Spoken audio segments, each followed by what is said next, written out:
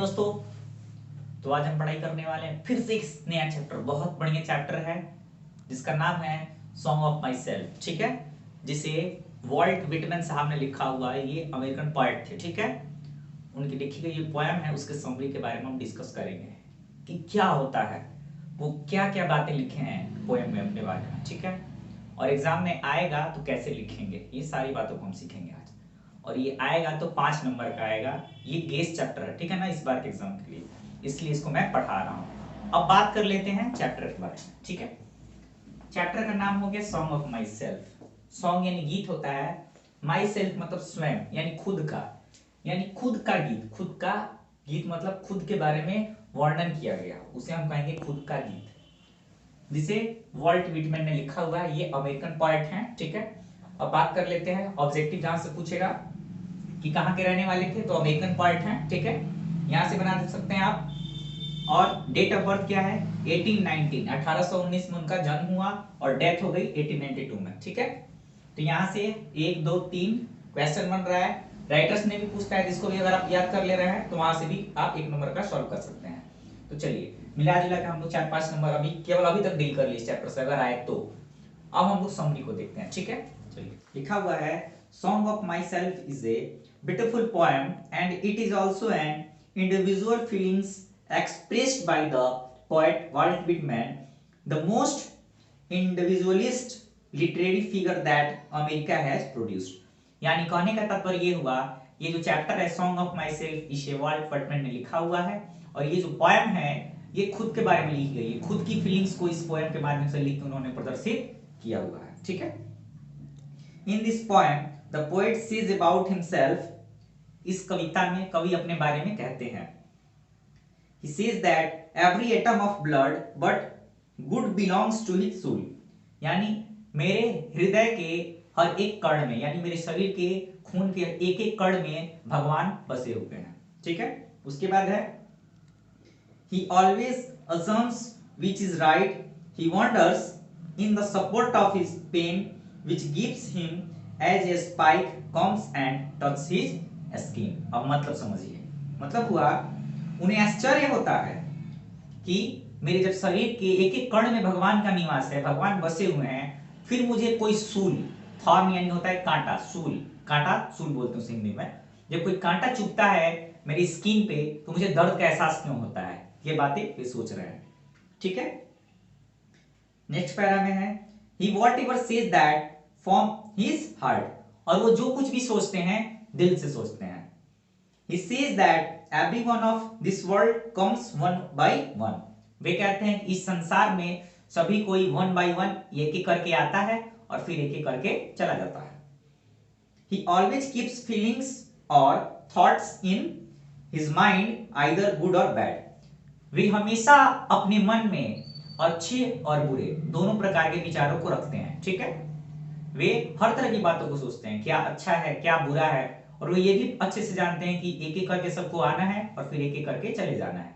ठीक है, आगे लिखे उन्होंने क्या बताया हुआ है, he is ready at every danger in his life, और वो जीवन में यदि कोई डेंजर मतलब होता है कठिन काम बोलते हैं, इसलिए डेंजर यूज किया गया है। यदि कोई विपदा आ जाती है, कोई समस्या आ जाती है उनके जीवन में, तो उसके लिए हमेशा वो तैयार रहते हैं।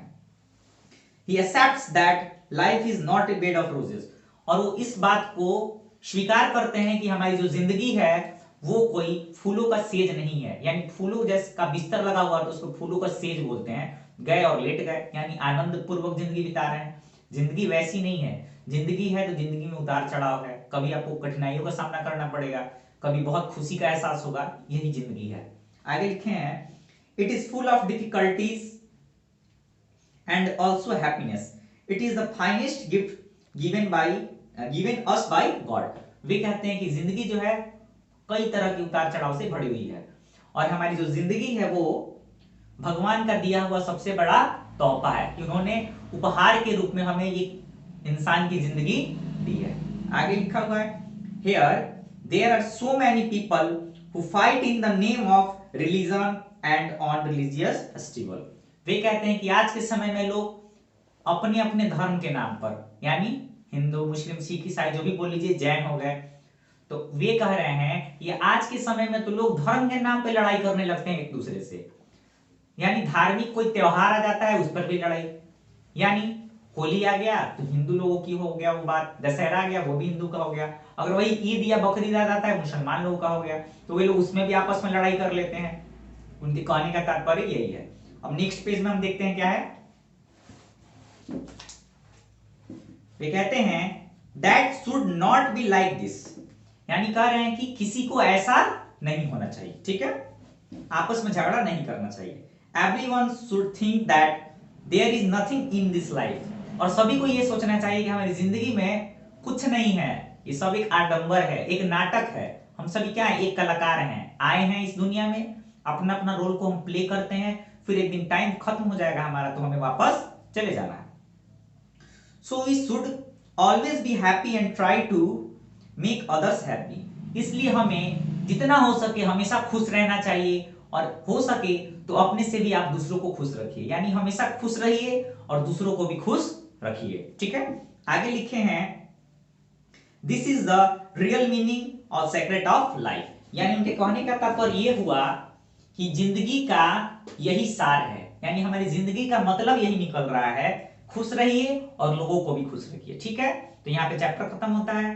तो देखिए आज हमारा ये बहुत प्यारा चैप्टर खत्म हुआ, सॉन्ग ऑफ माई सेल्फ, जिसे वॉल्ट विटमैन सर ने लिखा हुआ है।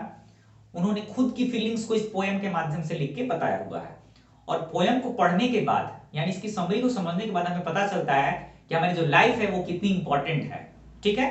हमें लाइफ को ऐसे ही नहीं गंवाना चाहिए, लाइफ एक बार जो मिली है उसका आप इंजॉय करिए, इसका अच्छे से यूज करिए, इसको बर्बाद मत कीजिए, और हमेशा खुश रहिए, और आपसे जितना हो सके दूसरों को भी खुश रखिए, यानी कहने का मतलब यही निकल रहा है, ठीक है। तो समरी आ रही है, तो अगर आप मेरे समरी को याद कर लेते हैं तो डिटो डिटो लिख दीजिएगा, क्योंकि ये किसी किताब की समरी नहीं है, मेरा अपना लिखा हुआ समरी है। इसको भी अगर आप लिख देते हैं एग्जाम में तो 5 का 5 फिक्स से भी मिलेगा।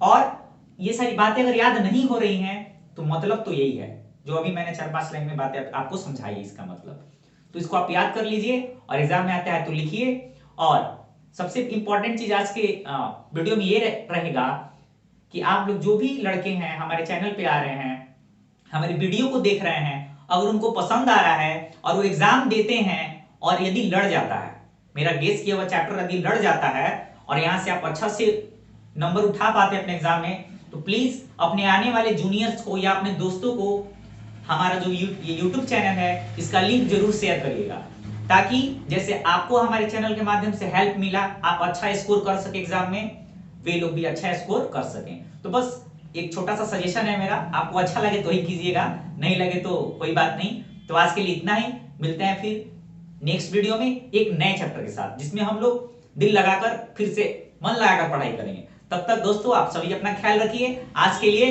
जय हिंद।